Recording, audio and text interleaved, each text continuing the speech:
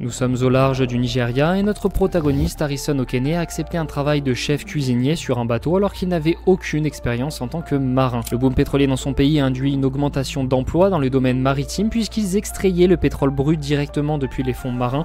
Et effectivement, c'était beaucoup plus lucratif pour Okene de prendre ce job de chef de bord, en tout cas beaucoup plus que son travail de cuistot dans un hôtel sur la terre ferme. Et malgré sa claire méconnaissance du milieu marin, il ne semblait visiblement pas du tout nerveux à l'idée de se trouver en pleine mer et pourtant il a passé les 3 premiers jours à ramper à cause des vertiges ou à alterner entre la cuisine et aller vomir, donc bonjour l'hygiène. Et après ça, heureusement, il se serait même adapté plutôt rapidement avec le matériel ou même l'équipe de bord qui, je cite, le considérait un peu comme un confident ou une seconde maman. Bref, il était bien plus heureux de travailler en mer. Son histoire débute en réalité en mai 2013 où il commencera à travailler sur un nouveau bateau avec le même équipage, le Jascon 4, toujours avec une bonne ambiance évidemment, et le 25 mai, leur bateau a été utilisé pour stabiliser un pétrolier au milieu d'une mer devenant de plus en plus agitée. Ce matin-là, Harrison Okene se réveilla et alla en cuisine pour préparer la journée. Néanmoins, en allant aux toilettes, les murs se mirent à bouger soudainement et le plafond devint le sol en quelques instants dans un chaos total. J'étais complètement paniqué, j'entendais des gens crier et pleurer, il était 10h-5 du matin donc certains dormaient encore.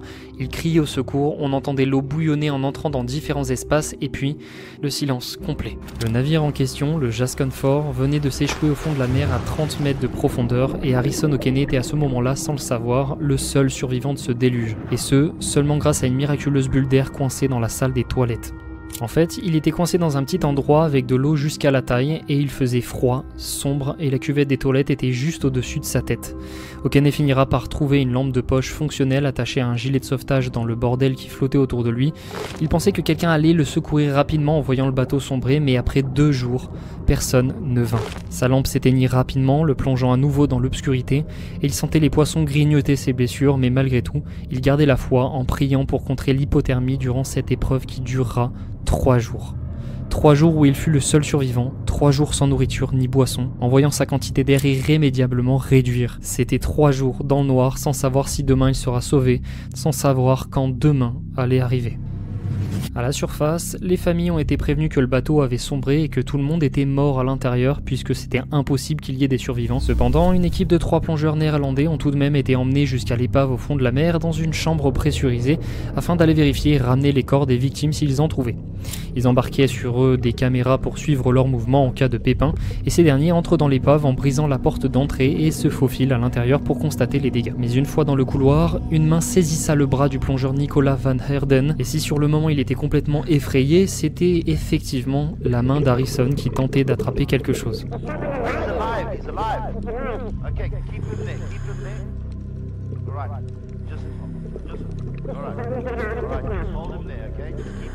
Après coup, Nicolas a dit que c'était le moment le plus terrifiant de toute sa carrière de plongeur et personne n'aurait fait le malin en se faisant attraper à 30 mètres de profondeur, donc je comprends. Même si en voyant une main s'agiter, l'adrénaline prit le dessus sur la terreur en comprenant que quelqu'un était bel et bien en vie là-dedans. En fait, du point de vue d'Harrison Okene, il avait entendu les plongeurs briser le mur et à taper partout où il pouvait pour les appâter, mais rien n'y faisait, il n'arrivait pas à les amener jusqu'à lui, et alors qu'il était sur le point d'abandonner, dans l'eau, il vit un reflet de lumière clignoter ainsi que de l'eau s'agiter, alors il y précipita sa main en faisant le pari qu'un plongeur passait par là.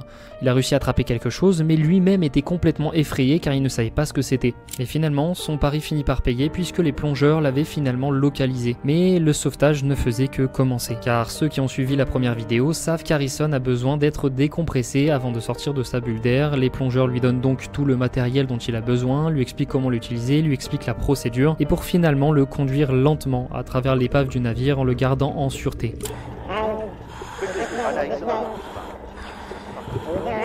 Alright, stick his head in. Alright, very good. You scared me there. Alright, you must say Roger when I'm talking to you. Alright, he's in the bell. Let's get him into the bell. Are you able to climb in? Harrison a dit qu'on n'y voyait absolument rien et que tout était plein de boue, mais il fit le trajet sereinement jusqu'à la chambre pressurisée accompagné des plongeurs, et une fois en sécurité, il réalisa qu'il fut le seul survivant et se mit à pleurer.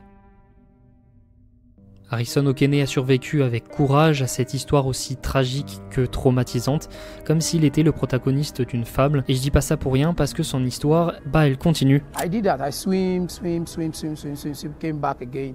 There's a pool in the hotel. I swim again in the pool. So I did this thing for 2 weeks.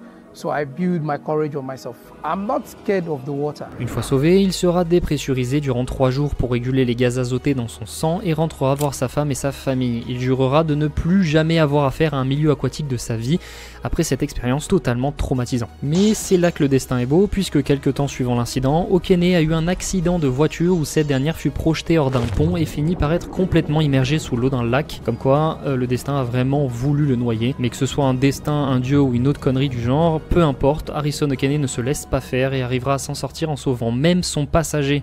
C'est après cet événement inattendu qu'il prendra une décision à laquelle personne ne s'attendait non plus. Harrison Okene deviendra plongeur professionnel en proclamant « C'est mon destin, c'est comme ça que Dieu l'a voulu ». Comme quoi, il vaut mieux affronter son destin et ses peurs en se les appropriant plutôt que de les fuir toute sa vie jusqu'à ce qu'elles nous rattrapent. Et Harrison Okene, aussi inspirant soit-il, en est un très bel exemple.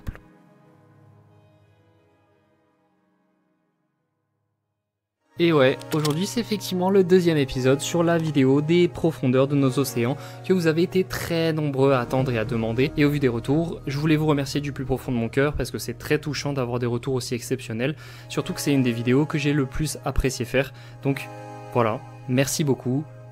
J'espère que celle-ci vous plaira aussi. Celle-ci sera organisée avec des sujets qui n'ont pas été traités dans la première vidéo et qui seront évidemment différents pour ne pas créer une vidéo bis sans trop d'intérêt pour vous. Et avant de commencer, je tiens à m'excuser sincèrement parce que j'ai manqué de délicatesse en diffusant les images des derniers instants de Yuri Lipski et tout ça sans prévenir. Alors ça n'excuse en rien ce que j'ai fait, mais j'ai clairement manqué de sensibilité justement parce que je me suis habitué aux images à force de faire le montage et de voir d'autres clips sur internet, mais aussi et surtout parce qu'il y a le rush du sensationnalisme qui nous rattrape quand on fait des vidéos, alors que les images sont turbo perturbantes. En tout cas, je vous fais la promesse que ça n'arrivera plus et que si ça devait réarriver, eh ben, je vous préviendrai directement dans la vidéo. Dans cet épisode, ce n'est pas le cas, je vous rassure, donc vous pouvez vous poser librement et écouter ma voix, vous laisser porter par les vagues, mais attention quand même de ne pas plonger trop profondément.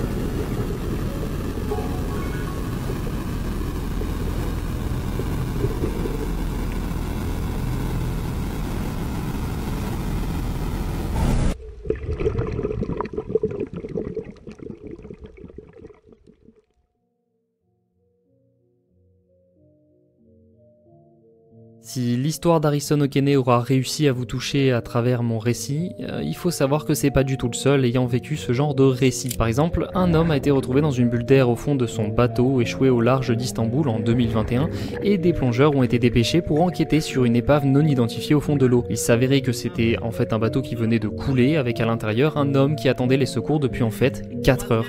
C'est moins pire qu'Okene, que ce soit en temps ou dans les conditions d'attente, mais ce genre d'expérience reste que très peu réjouissante, vous le concevez. En fait, ce genre d'histoire, si vous cherchez bien, il y en a quand même pas mal, comme il y a énormément d'autres drames de plongée ou d'accidents de trajet maritime, comme par exemple la vidéo d'un homme s'amusant avec un tourbillon en se laissant aspirer le plus loin possible pour faire marrer son pote qui essaie de l'en dissuader, sans se douter une seule seconde que ce tourbillon est un danger mortel, sans se douter une seule seconde qu'il finira par en mourir quelques heures plus tard. Il y a aussi l'histoire de ce plongeur qui retrouve une caméra avec les derniers instants d'un homme s'amusant avec ses amis près d'une cascade qui aura été probablement aspirée vers le fond à cause d'un courant ou de roulement d'eau.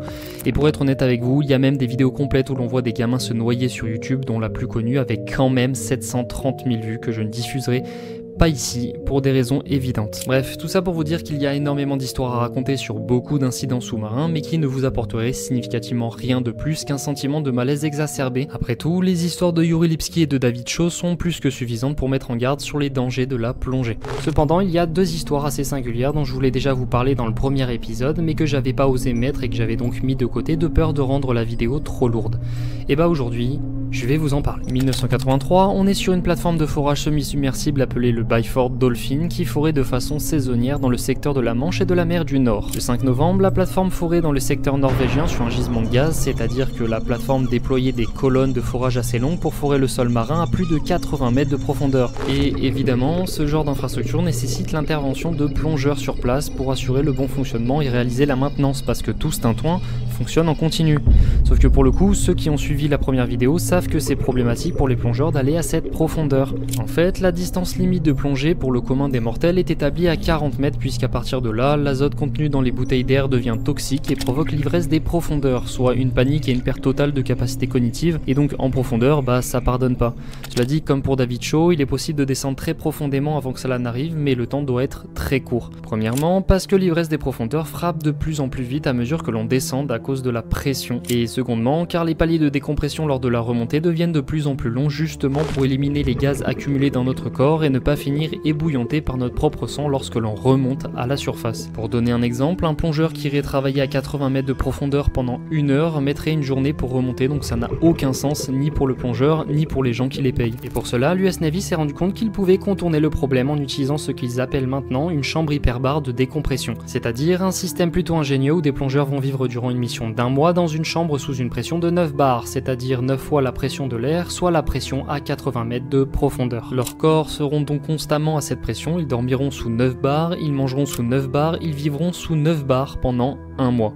Et lorsqu'ils devront descendre pour plonger, ils iront dans une petite cloche raccordée à leur chambre, elle aussi sous 9 bars, et hop, cette cloche s'enfoncera à 80 mètres de profondeur et ils pourront faire leur maintenance durant le temps qu'il faut puisqu'ils sont déjà à la bonne pression. Pour remonter, pas besoin de palier puisque la pression reste toujours la même jusqu'à ce qu'ils atteignent leur chambre, elle aussi sous 9 bars. Vous l'aurez compris, c'est très efficace et ça fait gagner énormément de temps dans les manœuvres, cependant, cela reste quand même assez éprouvant physiquement et mentalement pour les plongeurs qui se retrouvent confinés et isolés à une pression qui n'est pas adaptée au corps humain. Et le pire dans tout ça, c'est qu'il suffit d'un seul faux pas de l'équipe technique qui s'occupe de la chambre et c'est une mort instantanée qui attend ces plongeurs.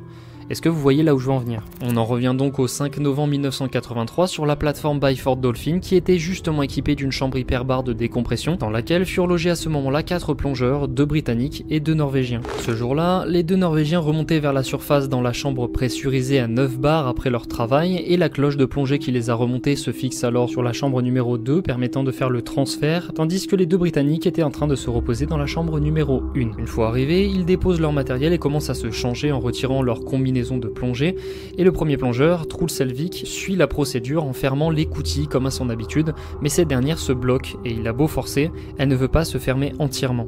Il restait à peu près 60 cm d'ouverture en forme de croissant de lune, ce qui était plutôt inquiétant pour eux, et du coup nos 2 plongeurs norvégiens se retrouvent comme un con devant une écoutille qui ne veut pas se fermer alors que la cloche a besoin de cette écoutille fermée pour pouvoir se déconnecter de la chambre 1. Donc en soi elle veut pas se fermer, mais est-ce que c'est un si gros problème que ça? Je veux dire, l'équipe technique a forcément un moyen de savoir si la chambre pressurisée est bien confinée, non? Eh ben non, dans ce cas précis, il n'y avait même pas de capteur pour s'assurer que l'écoutille était bien fermée, juste une procédure répétitive à suivre et à respecter.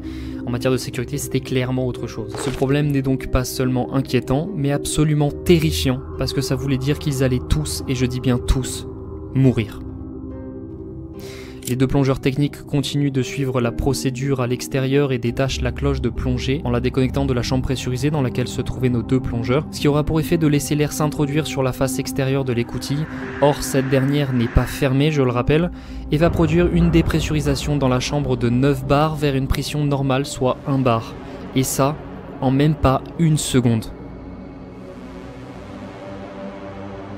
Pour vous donner une idée, si vous plongiez à 60 mètres et que vous ne respectiez pas les paliers de décompression avant de remonter en surface, en quoi 10 minutes, vous seriez simplement mort d'un arrêt cardiaque dans l'heure qui suit à cause de la mousse azotée qui se serait formée dans votre sang, vos organes et votre cœur. Comme exemple visuel, voici un blobfish, donc c'est un poisson qui vit à partir des 600 mètres de profondeur, donc très profondément, et qui est souvent pêché sans faire exprès. Maintenant, voici la photo d'un blobfish qui a été ramené à la surface après avoir été pêché et qui a subi une décompression bien trop rapide depuis son milieu naturel.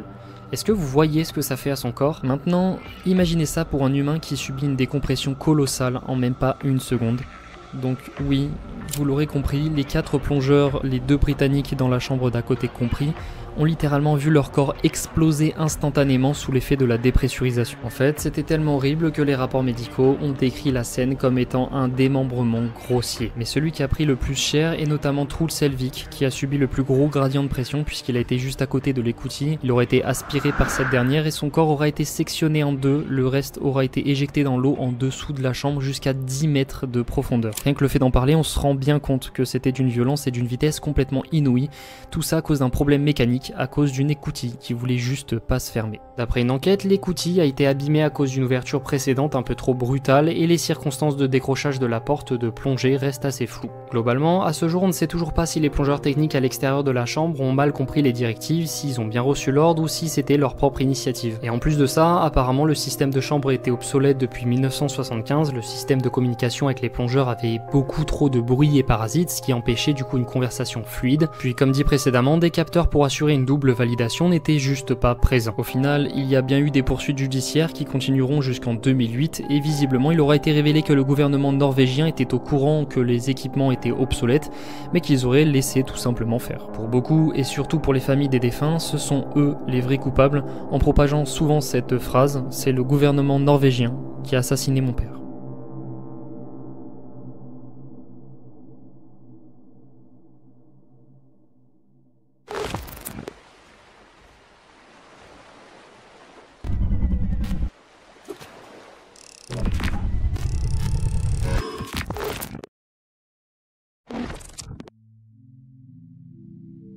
Pour le cas précédent, il est clair que les normes de sécurité étaient bien trop fébriles pour le danger quotidien auquel étaient soumis les plongeurs du Byford Dolphin, tout ça à cause de gens haut placés qui ne comprennent pas les circonstances ou décident de faire l'autruche. C'est aussi ce qui est arrivé durant le tragique incident, maintenant bien connu, du Paria Delta P. Pour le coup, c'est une histoire assez récente puisqu'elle a eu lieu le 25 février 2022 et je me souviens que je voyais les vidéos sur le sujet se multiplier sur YouTube et les réseaux justement parce que l'incident est aussi délirant que choquant. Cette fois-ci, on est à Trinité et Tobago, deux petites îles au large du Venezuela et plus précisément dans l'océan sur une plateforme appelée Berth 6. Cette plateforme appartient à une entreprise pétrolière appelée Paria qui l'avait construite pour pomper le pétrole brut dans un long pipeline sous-marin jusqu'à une seconde plateforme appelée Berth 5 qui se trouve être la raffinerie, soit l'usine qui va rendre le pétrole utilisable globalement, mais c'est pas ça qui nous intéresse. Nous, ce qui nous intéresse, c'est justement cette première plateforme Berth 6, et je dirais même plus la chambre de maintenance qui a été installée comme une extension au-dessus de l'entrée du pipeline, qui n'est ni plus moins qu'une chambre hyperbare partiellement immergée dans l'eau de la même manière que pour Byford Dolphin, sauf que là, l'utilité est de pousser le pétrole brut à travers un long pipeline sous-marin grâce à une pression 1,5 fois plus forte dans la chambre.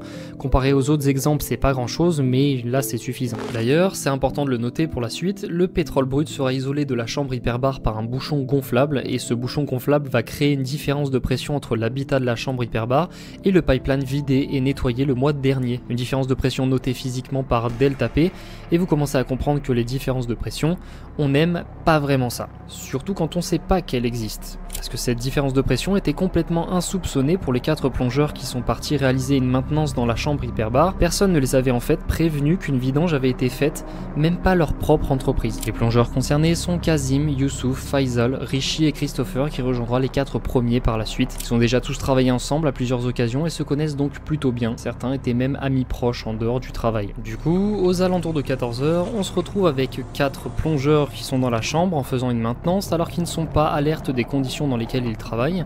Et à 14h43, un 5e plongeur nommé Christopher Boudram rejoint ces derniers dans l'habitat pour leur donner un outil. Mais 2 minutes plus tard, un des plongeurs retire le bouchon gonflable du pipeline pour réaliser la maintenance, ou du moins la continuer, et dès le moment où le bouchon est retiré, les 5 plongeurs présents sont instantanément aspirés dans le pipeline à cause de la différence de pression.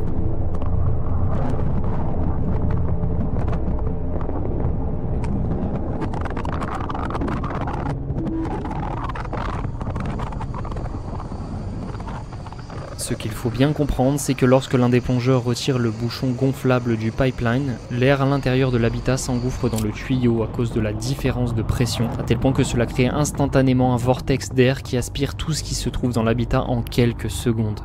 Et pour vous montrer ce que ça fait, voici la photo du bouchon plié en deux lors de l'aspiration, alors que c'est quelque chose de bien solide pour isoler le pipeline. Et si ce n'est pas assez imagé, voici un crabe qui se fait aspirer par une fuite dans un tuyau sous-marin à cause d'une différence de pression. C'est extrêmement rapide, et il suffit alors d'imaginer la même chose, mais avec nos plongeurs, qui se retrouvent à présent dans le noir, séquestrés dans des tuyaux qui font exactement la même largeur que ce que je vous montre à l'écran, puisque ce sont les mêmes tuyaux. Contrairement à l'incident du Byford Dolphin, la pression à l'intérieur de la chambre hyperbare n'était pas assez élevée pour pouvoir tuer sur le coup, mais largement suffisante pour pouvoir créer un siphon qui aspirait les plongeurs en quelques secondes. Et le pire, c'est que la GoPro d'un des plongeurs a non seulement enregistré l'entièreté du son durant l'aspiration, mais aussi tout ce qui se passe après. Les 5 plongeurs ne sont effectivement pas morts durant cette aspiration, mais ont été trimballés sur 220 mètres de pipeline sous-marin jusqu'à une bulle d'air qui leur permettait de rester en vie. Parce que oui, le siphon a aussi aspiré énormément d'eau en remplissant la moitié du pipeline sur le chemin, s'ajoutant aux résidus de pétrole qui recouvrent leur peau, brûlent leurs yeux, leur bouche et leurs poumons. En fait, ils n'avaient pas le temps de s'attarder à leurs blessures physiques dues à l'aspiration à cause de tout ça, et surtout de leur incompréhension parce qu'ils se retrouvent en quelques secondes dans le noir sans savoir pourquoi. Alors pour cet incident, il y a littéralement l'enregistrement entier sur internet de ce qui se passe à l'intérieur, mais je ne peux décemment pas les mettre parce que rien que les entendre, ça me donne des frissons. C'est un mélange de gémissements, de peur, de prières et de sons absolument traumatisants parce qu'il faut se dire qu'ils sont littéralement conscients d'être piégés et blessés dans le noir complet à 15 mètres de profondeur dans un tuyau sale et rempli d'eau. Mais le pire, c'est qu'ils perdent pas espoir. Au départ, ils avaient comme objectif d'avancer ensemble en se tenant pied sur les épaules de chacun, mais ils se sont rapidement confrontés au pipeline rempli d'eau. Alors, l'un d'entre eux, Christopher Boodram, qui a été le dernier aspiré, essaiera de partir en éclaireur avec une bouteille d'oxygène afin de remonter le pipeline et orienter les secours. Ses collègues devront l'attendre dans le noir en restant dans la bulle d'oxygène d'origine, mais après quelques péripéties et une bouteille d'oxygène perdue récupérée sur le chemin du pipeline, Christopher Boodram arrivera à la surface de l'habitat à 16h25, mais sera bloqué et criera en tapant partout pour attirer du monde. Ça ne sera que 20 minutes plus tard, lorsque 2 plongeurs arriveront dans l'habitat, que Christopher sera enfin récupéré, sorti de là et ramené à la surface. Il faut se dire qu'il s'est déjà écoulé 2 heures depuis le tout début de l'incident, donc on le rappelle, 2 heures que 4 plongeurs sont bloqués dans un tuyau à 15 mètres de profondeur avec leurs yeux et leurs poumons qui brûlent et de l'oxygène qui réduit à vue d'œil. Et le pire dans tout ça, c'est que Christopher se rend compte à la surface qu'il n'y a toujours pas de plan de sauvetage pour les secourir. Waouh! Imaginez le choc d'apprendre ça alors que tu sais que tes collègues sont toujours là-bas et que toi tu y étais il y a 3 minutes et que personne n'avait envisagé un plan pour venir vous secourir. C'est impensable. Christopher alors explique bien la situation en appuyant sur le fait qu'ils sont vivants mais blessés et qu'il faut se dépêcher.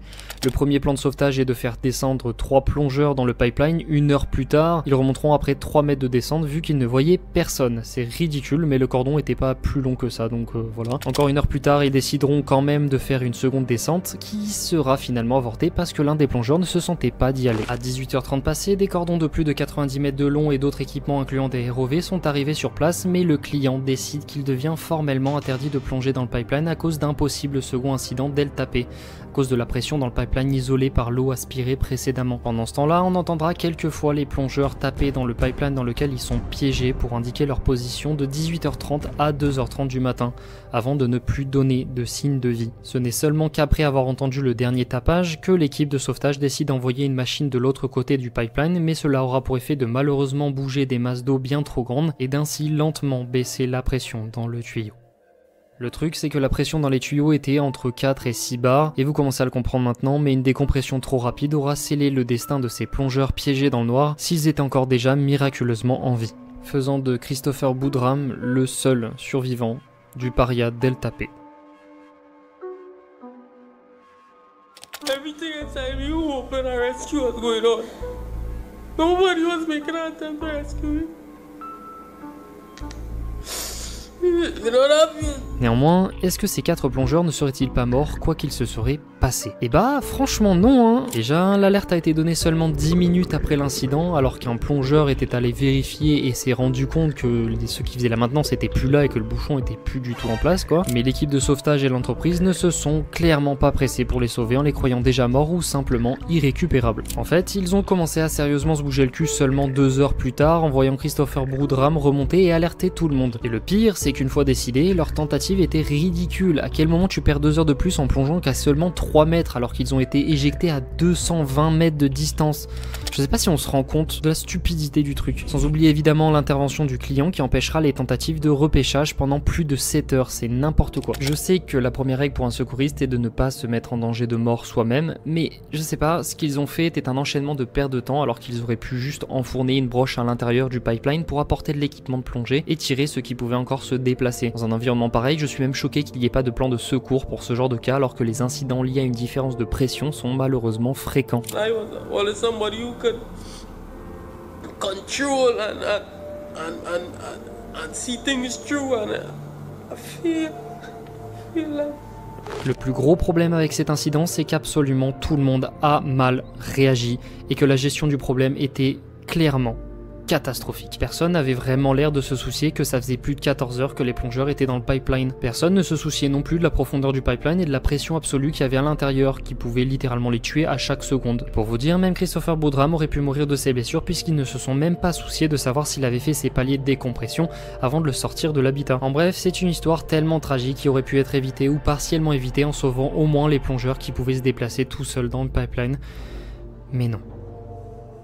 Et après enquête, le gouvernement de Trinité et Tobago chargera l'entreprise Paria et son client LMCS d'homicides multiples en entreprise, en qualifiant la cause de la mort des pauvres plongeurs en négligence horrible et quasi criminelle. Parce qu'au-delà de l'accident, ils ont sciemment été mis en danger par leur propre entreprise et ces derniers ne se sont même pas pliés en quatre pour les sauver.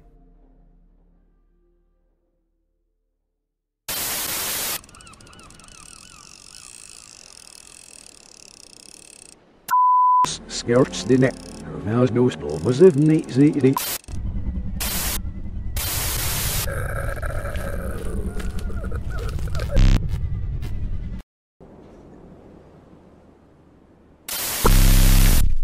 Bon, j'avoue avoir pas mal plombé l'ambiance avec les deux dernières histoires, surtout lorsque les deux sujets traités sont malheureusement des accidents du travail très probablement évitables. Alors pour me faire pardonner, je vais vous raconter une belle histoire. Nous sommes en 1973, donc ça commence à remonter, avec le sous-marin Pisces 3 lors d'une mission d'enfouissement d'un câble téléphonique transatlantique dans le plancher océanique au large de l'Irlande. Globalement, c'est le genre de mission assez importante puisque ça permet de rendre la communication possible entre des continents. Cependant, l'installation de ces câbles nécessite l'intervention de submersibles puisque la profondeur est trop importante pour y envoyer des plongeurs. Et franchement, de toutes les histoires, c'est celle qui indiquait le moins qu'un problème allait se produire, puisque les deux membres de l'équipage, Roger Chapman et Roger Mallinson, étaient deux pilotes et ingénieurs accomplis. Pour vous dire, juste avant la descente, Mr. Mallinson avait réparé un capteur défectueux et changé les bouteilles d'oxygène en ajoutant même quelques-unes de secours. En fait, il faisait même des maintenances régulièrement pour éviter des problèmes comme il y a eu avec le fameux Titan d'Ocean Gate, et prévoyait tout l'équipement nécessaire en cas de pépin. Bref, comme je vous l'expliquais, ils sont chauds, et le 29 août 1973, nos deux pilotes font leur petite descente de routine pour vérifier que tout fonctionne après réparation. Aucun problème, ils entament alors la remontée comme à leur habitude, mais le sous-marin Pisces 3 s'arrête net à 53 mètres, sans avoir l'indication de le faire, alors que tout fonctionne. Et même pire, ils ont entendu de l'eau couler dans un des compartiments du sous-marin, et lorsqu'ils s'en sont rendus compte, ce dernier se retourna avant de soudainement couler. En fait, une trappe s'était malencontreusement ouverte malgré leur préparation en laissant rentrer l'eau à l'intérieur, et là, les deux rogeurs, ils savent que ça sent pas bon et que leur vie elle est clairement en danger. Et c'est pour ça qu'ils ont eu des réflexes de malade en coupant toute l'électronique et en ouvrant les ballasts pour larguer au moins 181 kg de flotte et ralentir ainsi la chute du sous-marin. Ils se sont même accroupis dans des coussins avec des tissus dans la bouche pour prévenir les dégâts d'un potentiel impact sur le plancher océanique. Et quand je vous dis qu'ils ont eu d'excellents réflexes, je rigolais pas parce que la chute du sous-marin n'a duré que 30 secondes, après quoi le Pisces 3 s'est écrasé sur le fond à une vitesse approximative de 64 km/h. C'est colossal. Et à ce moment, Mallinson et Chapman n'étaient quasiment pas blessés grâce à leur sang-froid, mais ils se retrouvaient malgré tout piégés dans la carcasse d'un sous-marin à 488 mètres de profondeur, dans le noir, avec moins de 3 jours d'oxygène. Ils savent qu'ils n'ont pas beaucoup de temps, alors ils pensent tout de suite à la suite du plan de sauvetage en ne bougeant que très peu et en parlant lorsque c'est vraiment nécessaire, justement pour éviter de cramer trop vite les réserves d'oxygène qu'il leur reste. Heureusement, très vite ils arrivent à contacter la surface qui dépêche tous les navires disponibles quasi systématiquement, en envoyant même des sous-marins d'autres générations comme le Pisces 2 et le Pisces 5 pour tenter de les récupérer. L'objectif, loin d'être simple, était de les relier à des cordes de polypropylène pour qu'ils puissent descendre et attacher le Pisces 3 afin de tracter ce dernier vers la surface.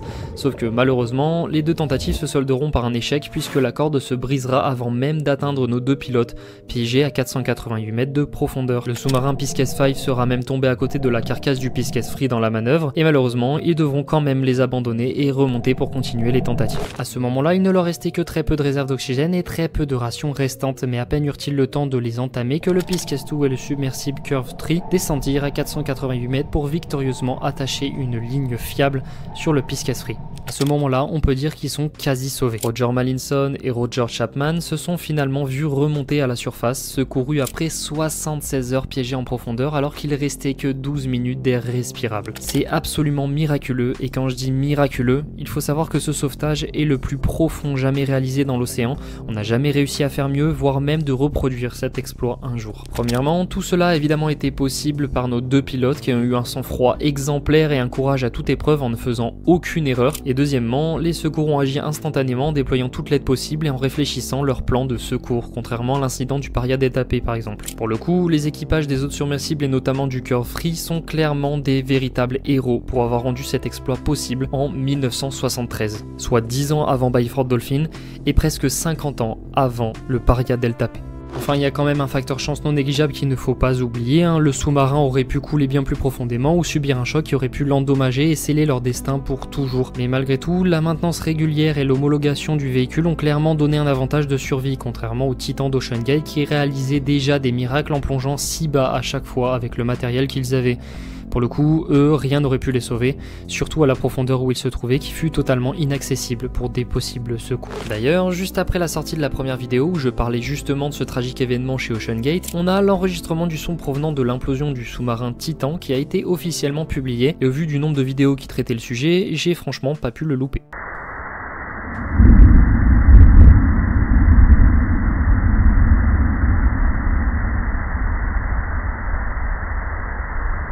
Un son tellement violent qu'il a su se propager jusqu'à la surface, et sans les bruits parasites, la version nettoyée devrait donner à peu près ça.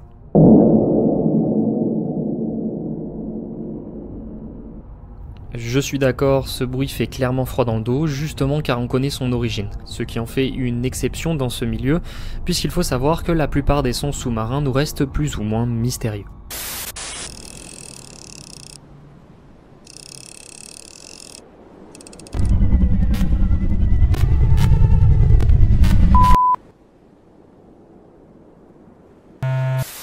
Vous n'êtes pas sans savoir que nos océans représentent la majeure partie de notre planète, et pourtant c'est aussi avec cette majeure partie qu'on est littéralement le moins familier. Alors justement pour essayer de comprendre un peu plus ce qu'il se passe là-dessous, on a inventé le système d'hydrophone permettant de capter des ondes sonores sous-marines, peu importe leur origine. En fait, le son se propage 4 fois plus vite sous l'eau grâce à la proximité des molécules d'eau plus proches que dans l'air, et grosso modo, les molécules d'eau permettent la propagation rapide des vibrations, et la surface de l'eau agit comme un miroir en piégeant les ondes sonores dans le milieu aquatique, ce qui facilite grandement la captation des sons dans l'océan et qui facilite aussi l'utilisation du sonar pour les sous-marins. Mais plus tard, on a commencé à utiliser ce système pour écouter nos océans. Parmi les sons captés les plus connus, on a évidemment l'Upsweep, entendu en 1991.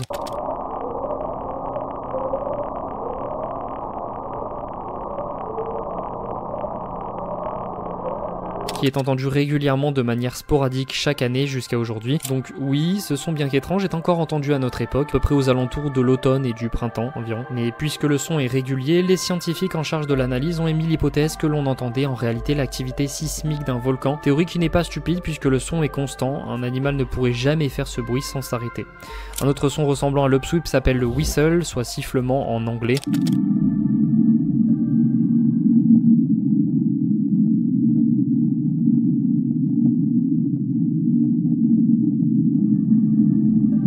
Et effectivement, on entendrait bien une espèce de sifflement grave, comme si quelqu'un là-bas dessous chantonnait, mais là encore, la théorie la plus probable serait l'activité volcanique dans l'océan Pacifique. L'autre son le plus connu est le fameux bloop qui lui a été entendu en 1997 et que vous avez probablement déjà entendu aussi.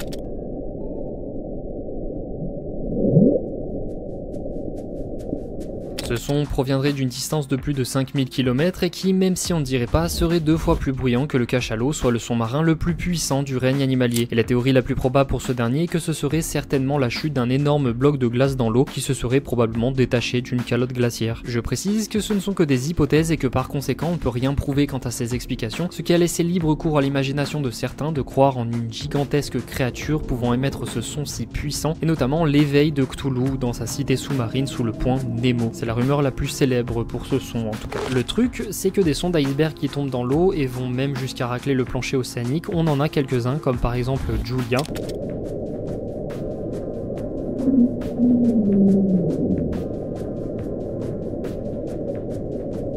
qui ressemblent clairement au cri d'une créature inconnue si on se laisse porter par notre imagination, ou encore ces deux bruits qui sont tout à fait surprenants.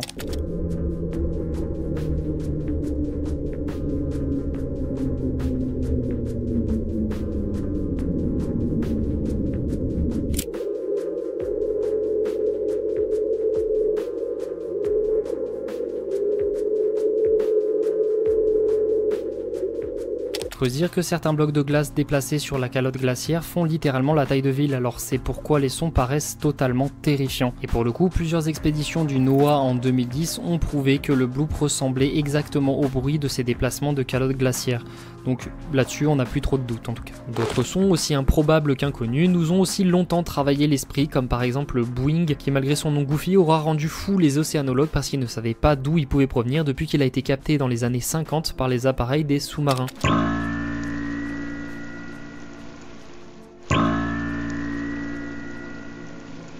Mais en vérité, ce son bien que très bizarre a bien été produit par un animal. Et ouais, un animal, et pas des moindres puisque l'on parle d'un rorqual, en gros cette baleine de 20 mètres de long que je suis en train de vous passer à l'écran.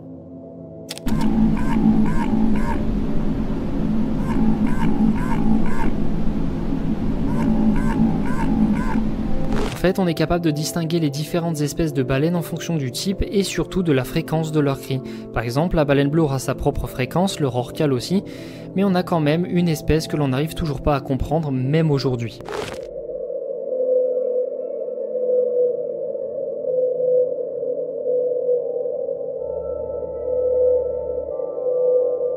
En fait, on reconnaît que ce cri est celui d'un cétacé, mais la fréquence utilisée n'est pas commune, à tel point qu'au départ, ce cri n'était entendu qu'à un seul endroit, et seulement à travers un hydrophone. Jusqu'en 2010, où la théorie d'une baleine mal formée ou blessée ne semble plus valide, puisqu'un capteur sous-marin a détecté un cri similaire à un autre endroit. Et d'ailleurs, depuis 2014, ce cri continue de se faire entendre parfois, comme si une créature inconnue continuait d'errer dans les profondeurs sans jamais se montrer.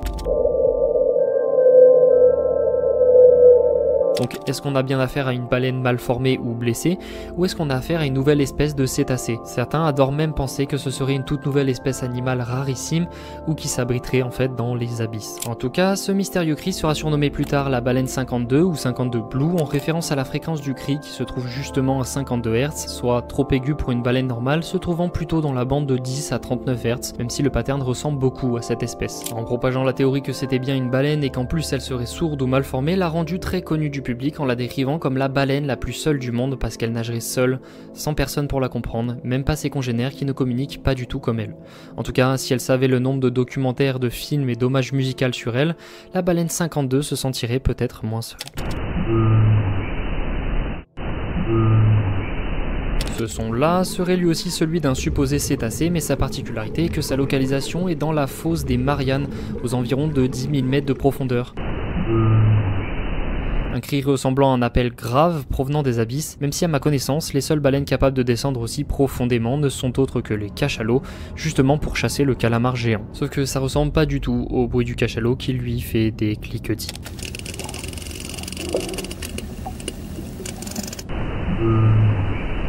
Par contre, moi, il y a réellement quelque chose qui me met mal à l'aise quand il en vient de parler de sons dans les milieux aquatiques, et ce sont les animaux qui essayent d'imiter les voix humaines. Je parle évidemment pas de perroquets ou d'autres oiseaux qui utilisent le mimétisme pour copier des mots et des sons sans vraiment les comprendre, mais plutôt d'animaux capables d'apprendre à parler comme un homme. Et là-dessus, je crois que l'enregistrement le plus connu est celui du Nock Beluga qui essaye clairement de copier les fréquences et les tons de notre façon de parler.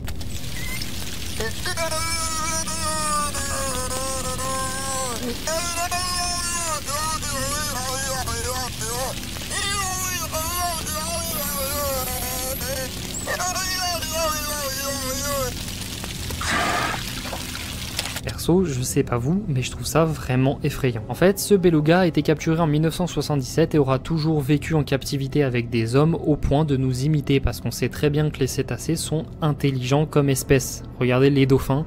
Regardez les orques. Une fois, il y avait même un plongeur dans son bassin qui est sorti soudainement après avoir entendu les mots out, out, qui veulent dire dehors, dehors en français, et un de ses collègues lui assura que personne n'était présent avec lui dans le bassin en se tournant vers le beluga qui l'avait suivi jusqu'au bord. Je ne sais pas si c'est une blague, mais en tout cas, je trouve ça extrêmement flippant. En fait, ce ne serait même pas un cas isolé puisque les orques auraient aussi la capacité d'imiter la voix humaine et c'est aussi flippant que le beluga. 1, 2.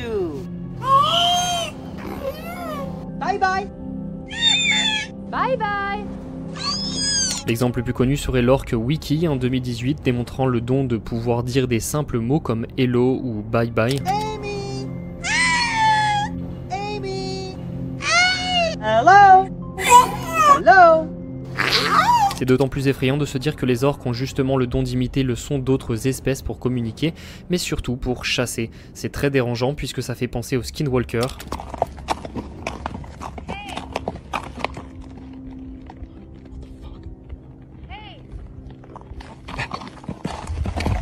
Ou certaines créatures dans les films et séries.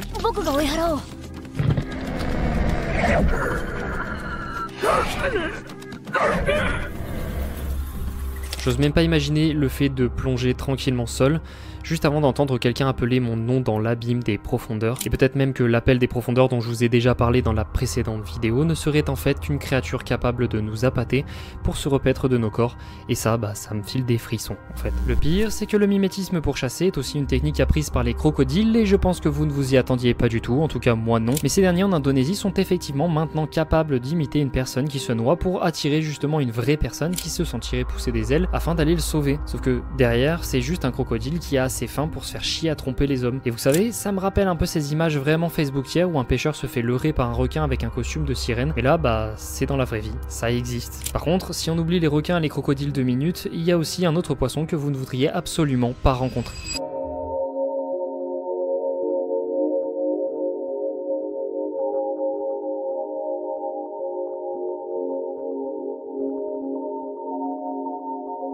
Ce poisson immense aux allures de serpent de mer est ce qu'on appelle un régalec, aussi appelé roi des harengs, aussi appelé ruban de mer, aussi appelé poisson ruban, aussi appelé poisson de l'apocalypse.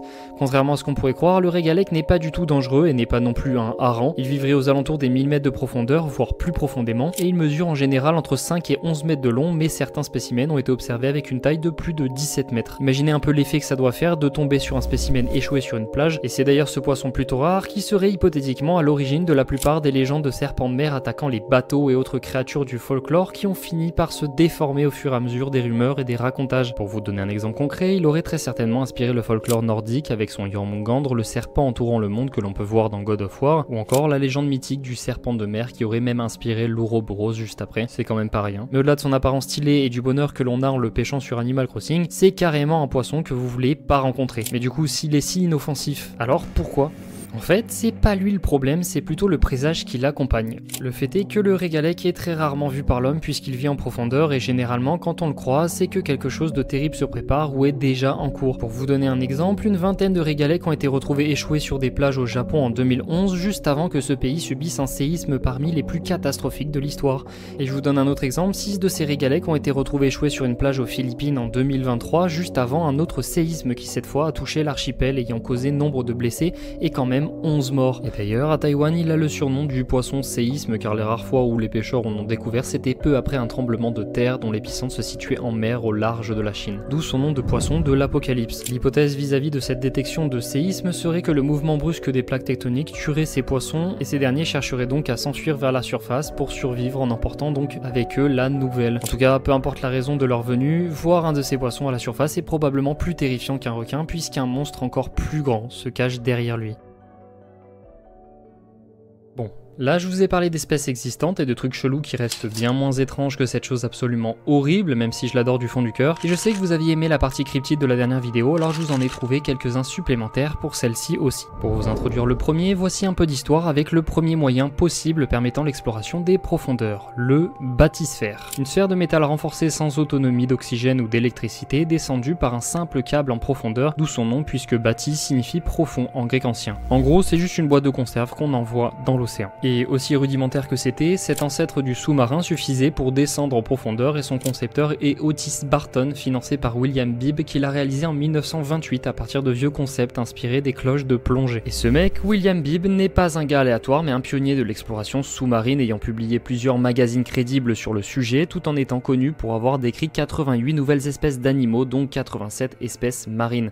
En fait, ce n'est pas n'importe qui a participé à la création de cette bathysphère. Un peu d'histoire ça fait pas mal, mais ce qui nous intéresse nous, c'est surtout les fameux poissons intouchables de cette bathysphère. Pour résumer, le 22 septembre 1932, William Bibb est descendu à 630 mètres de profondeur, ce qui est pas mal pour l'époque, mais le plus important c'est pas la profondeur, mais ce qu'il a vu en dessous. Parce que cette sphère de métal possédait un hublot d'une largeur de 5 cm, c'est très petit, mais suffisant pour que ce dernier découvre une espèce qu'il ne connaissait pas, qu'il ne comprenait pas, et dont il ne pouvait pas se rapprocher.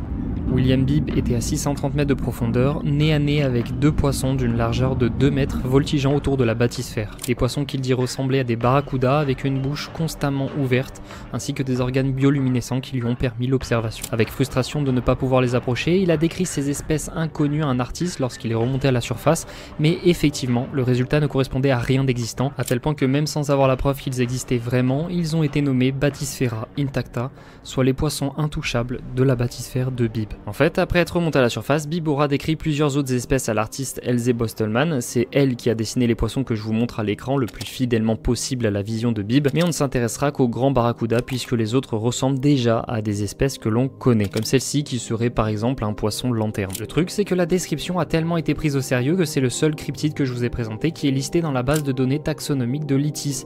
Donc ça veut dire que ce cryptide a une chance d'être bien réel et que les scientifiques lui donnent une chance de pouvoir l'être. Et à ce jour, on n'a jamais réussi à percer ce mystère, même s'il y a 3 explications possibles. La première, c'est que l'on a affaire à une espèce bioluminescente du poisson dragon noir sans écailles. Vous savez là, ce poisson qui peut déboîter sa mâchoire pour attraper une proie.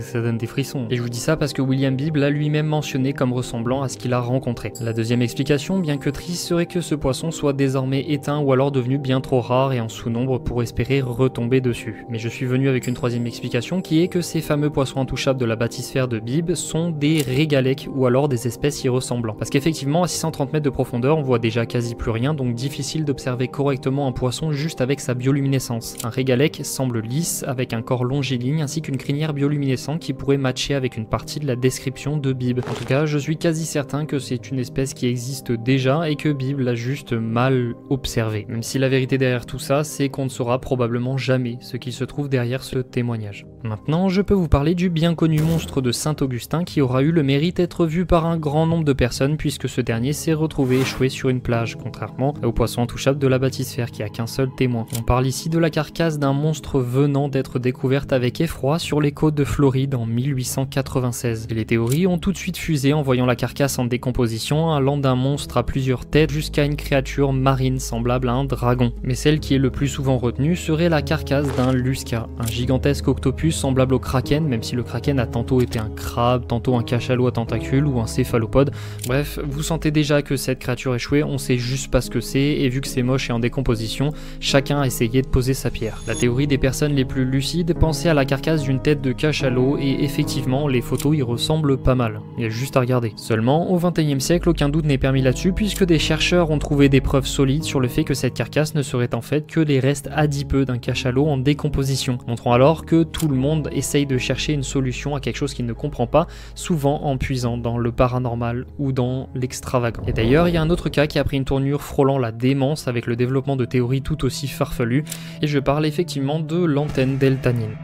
En fait, le navire américain USNS Eltanin permettait de faire des recherches océanographiques en donnant une image de ce à quoi ressemblaient les fonds marins, et durant une mission au large de l'Antarctique, le navire reçoit ce cliché pris à 4115 mètres de profondeur dépeignant une curiosité, une sorte d'antenne étrange et verticale sur le fond marin. Alors là, il y avait du complotiste dans tous les sens, ça parlait d'antennes télémétriques installées par l'URSS en contexte de guerre froide, ça parlait d'aliens utilisant cette antenne comme relais pour communiquer avec ceux ayant colonisé notre planète, ou alors ma préférée, la preuve d'une civilisation sous-marine existante ou alors d'un peuple ayant sombré sous les eaux. Alors qu'en réalité, de nos jours, il suffit de voir les fonds marins pour comprendre que même à 4115 mètres de profondeur, on retrouve une faune et une flore qui peut ressembler à cette antenne, même si à l'époque c'était difficile à concevoir. Et depuis 2005, la théorie la plus probable suggère qu'il s'agirait d'une espèce d'éponge singulière s'appelant Cladorhisidae, et si on compare les deux, il n'y a vraiment aucun débat possible. Par contre, ça me permet de mettre le doigt sur un truc dont je n'ai toujours pas parlé jusqu'à maintenant et que cette antenne a laissé supposer à certains, l'existence de peuples sous-marins. Alors, je vais pas vous parler d'Atlantide ou d'Aquaman, mais je vais vous parler plutôt des sirènes qui font partie intégrante de notre folklore. C'est un fantasme qui existe depuis l'aube de l'humanité et qui n'est pas seulement une création du folklore nord-européen, qui se base sur une femme composée d'un buste féminin attirant et d'une queue de poisson envoûtant les hommes pour les emporter avec eux jusqu'au fond des eaux. Par exemple, les japonais ont un yokai s'appelant Ningyo, littéralement homme-poisson, ou alors leur fameux Ningen que j'ai déjà abordé dans la précédente vidéo. En Chine, nous avons l'Airenyu et en Corée l'Ineo qui veulent tous deux dire aussi homme-poisson. Dans l'hindouisme, nous avons la version Ravanamacha issue du Cambodge et de la Thaïlande étant une princesse sirène dorée, d'où son nom qui signifie littéralement poisson d'or. Je vais pas tous les citer, mais on retrouve des traces de sirènes sur tous les continents jusqu'en Afrique et au Moyen-Orient. Et d'ailleurs, les premiers peuples de Babylone en Mésopotamie gravaient déjà des hommes-poissons appelés Kululu sur des artefacts. De nos jours, on les retrouve vraiment partout dans nos fictions et même dans la réalité. Du moins, on a essayé de les fabriquer nous-mêmes avec notamment cette sirène issue d'Extrême-Orient qui serait la preuve vivante de leur existence, ainsi que cette créature ressemblant à un petit être humanoïde dont le corps se serait adapté à la vie sous-marine. La première n'est simplement qu'une œuvre de taxidermie entre le corps d'un poisson et le squelette d'un singe qui aurait très longtemps leurré la population crédule. Et le deuxième est seulement un os de sèche qui a été sculpté là où les yeux ne sont en fait qu'un organe sensoriel du poisson en question. Et quitte à le reproduire, on a aussi essayé de le chercher et la créature commune qui s'en rapprochait le plus n'est autre que le dugong, qui a d'ailleurs été déjà confondu plusieurs fois avec une sirène, sûrement par des gens qui devraient arrêter de boire, mais en tout cas ça a conduit à son nom de sirénien ou juste sirène plus communément. Cependant, à l'époque moderne où nous sommes maintenant capables d'explorer les lieux abritant nombre d'espèces que l'on n'oserait même pas imaginer, n'est-ce pas impensable de n'être jamais tombé sur une sirène? Eh bien, détrompez-vous. I'd really like to see what's on that second camera. I'm glad. I think we all do. Our viewers at home too would like to see that. We're going to show you that right now. Let's take a look. Oh.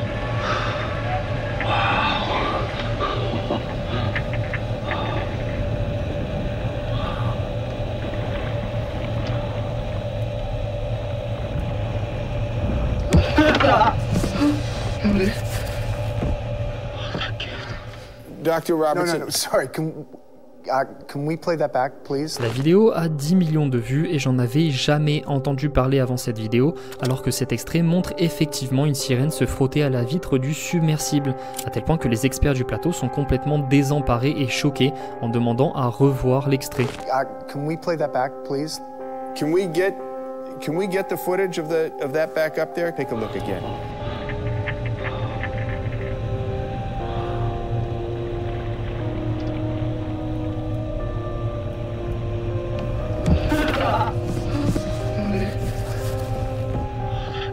You got it. Dr. Robertson, is this the creature that you and your team found in South Africa?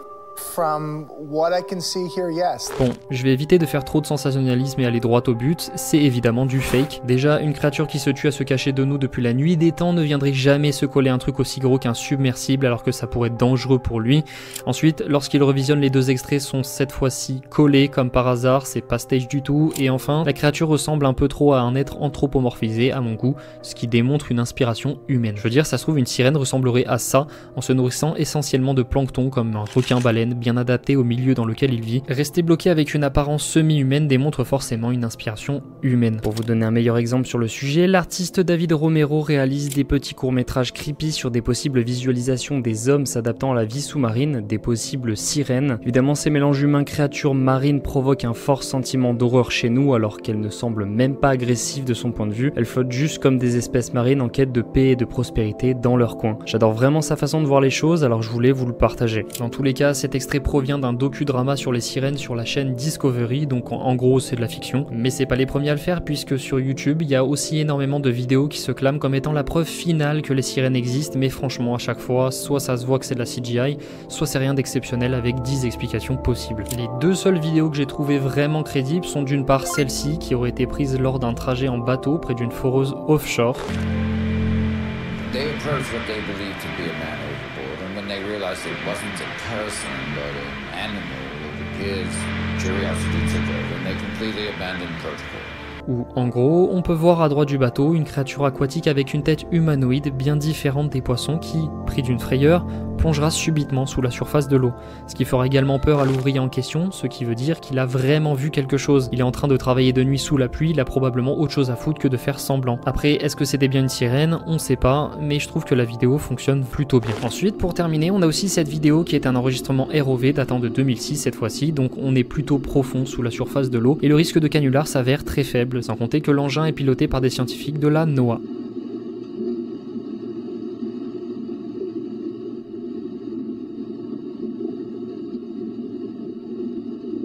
On voit clairement une créature longiligne avec quelques tentacules ou filaments passer une première fois devant la caméra pour qu'ensuite on puisse observer un poisson agonisant qui semble être transpercé par une sorte de lance ou de bâton. Quelque chose d'étrange puisque aucune espèce maritime connue n'est capable d'utiliser un tel outil sauf preuve du contraire. D'ailleurs, on le voit se débattre comme s'il était en train d'agoniser sur place et n'arrive même pas à bouger.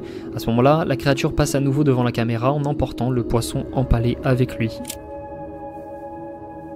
Et si on a du mal à voir clairement la silhouette de la créature, on peut clairement distinguer sa queue caractéristique d'un poisson. Et malgré ça, la bébête semblant être empalée par un outil implique l'utilisation d'un outil, ce qui implique l'utilisateur d'un outil et donc de mains ou d'organes préhensibles. Et puisque le poisson apparaît en même temps que la créature et disparaît aussi en même temps, la chose inconnue qui passe par 2 fois devant la caméra est celle qui a utilisé une sorte de lance pour chasser ce poisson. Est-ce bien une sirène ou alors une espèce qui aurait les mêmes caractéristiques qu'un porc-épic mais en version sous-marine?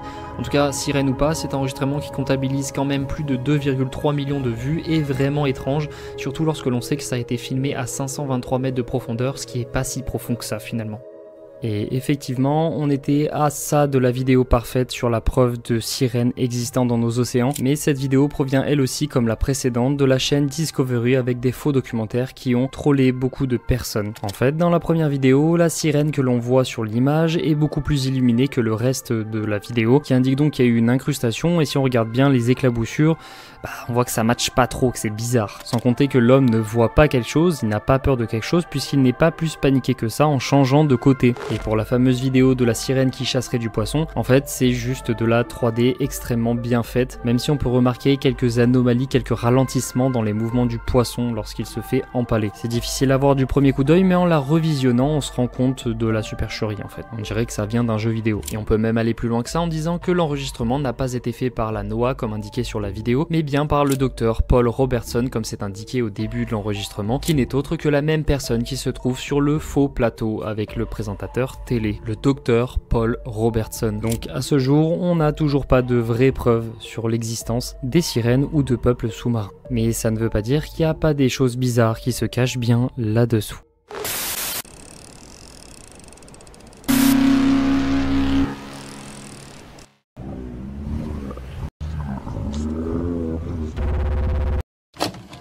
Pour vous qui habitez pour la plupart en France, est-ce que vous connaissiez l'histoire du Bugalet-Braise, un chalutier breton de 24 mètres de long appartenant au français Michel Douce et qui aurait malencontreusement fini au fond de l'océan pour une mystérieuse raison? Pour expliquer cette affaire, le 15 janvier 2004, le bateau de pêche naviguait sur une mer calme juste après une tempête et ce dernier aurait soudainement été traîné sur plusieurs mètres avant de chavirer pour finir sa vie sur le plancher océanique.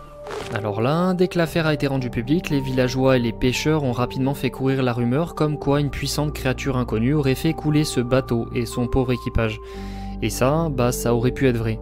Si seulement ça ne l'était pas. Un SOS avait été lancé par ce dernier durant l'incident et un chalutier voisin a transmis l'alerte. Moins d'1 heure plus tard, un hélico de la Royal Navy remonte 2 corps. Ce sont les membres de l'équipage, mais il en manque 3. Il y a bien des radeaux de survie autour, cependant, ils sont vides. Les autres seront malheureusement introuvables. Et le chalutier a coulé en l'espace de quelques secondes. Si beaucoup d'adeptes du mystère ont aimé propager la rumeur comme quoi une bête féroce aurait tiré le chalutier à la renverse comme on en voit sur des vieux dessins moyenâgeux, la vérité semble en fait tout autre. Après avoir écarté les autres possibilités par simulation, la théorie la plus plausible serait un accrochage avec un sous-marin nucléaire américain qui se trouvait comme par hasard dans le coin au moment de l'accident. Les familles des 5 marins disparus en janvier 2004 dans le naufrage du Bugalet-Braise se voient confortées par une nouvelle expertise. Elles ont toujours penché pour la théorie d'une collision entre un sous-marin et le chalutier. Cette nouvelle expertise révèle la présence de traces de titane sur l'un des câbles du bateau. Le titane, ce métal rare et cher qui entre dans la composition de la coque ou d'éléments de certains sous-marins. Je vais vous épargner toutes les procédures judiciaires, mais les scientifiques français affirment que cette théorie expliquerait l'étirement de 140 mètres d'une corde de filet de pêche, ainsi que le naufrage instantané du bateau. Malgré tout, les Américains réfutent en bloc et menacent plusieurs fois en appelant au complot de l'État français, et le gouvernement établira finalement un non-lieu pour éviter un incident diplomatique, ce qui ne plaît évidemment pas du tout aux familles des victimes. Normal. L'affaire sera ensuite étirée jusqu'en 2021 où la France statuera un simple accident de pêche et les familles porteront plainte pour entrave à enquête en reprochant à l'État français d'étouffer l'affaire. La réponse finale sur cet incident étrange reste très brumeuse. Et à votre avis, était-ce bien un sous-marin américain selon vous ? Parce que des histoires de submersibles militaires, ce n'est pas du tout ce qui manque. Entre ceux qui coulent, ceux qui s'accrochent, ceux qui se rentrent dedans, y a de quoi faire. Donc personnellement, si l'État français a cherché à étouffer l'affaire pour éviter justement un incident diplomatique, tout porte à croire que c'est bien ce qui s'est réellement passé. Et là, c'est le moment où je dois vous parler de plein d'autres histoires de sous-marins, mais j'ai eu grave la flemme en voyant la taille conséquente de la vidéo, sans compter qu'il y a tellement de choses à dire que je pourrais facilement doubler la durée de celle-ci, donc honnêtement, je préfère garder ce sujet pour une future vidéo que je ne ferai pas tout de suite pour souffler un peu et surtout changer d'air en remontant à la surface avec d'autres sujets. Encore une fois, j'ai vraiment trop aimé faire cette vidéo en trouvant des petits moyens pour illustrer chaque passage sans me faire violemment démonétiser par YouTube. Bref, je me suis amusé et ça a encore pris la vie des rats à faire, mais la vidéo est bien là au final. J'espère sincèrement qu'elle vous plaira autant que j'ai aimé la faire comme la première. Et je le dis jamais, mais si vous avez aimé cette vidéo et que vous êtes encore là, n'hésitez pas à vous abonner pour plus de sujets chelous comme celui-ci. Franchement, il n'y a que ça sur la chaîne. Et encore une fois, pour tous les autres, merci beaucoup de me suivre à chaque sortie de vidéo et pour tous vos retours qui sont globalement ce qui me motive à me dépasser sur ce que je sais faire un peu plus à chaque fois. Donc voilà, merci d'avoir regardé cette vidéo, portez-vous bien et surtout, attention cet été quand vous irez vous baigner. Bye!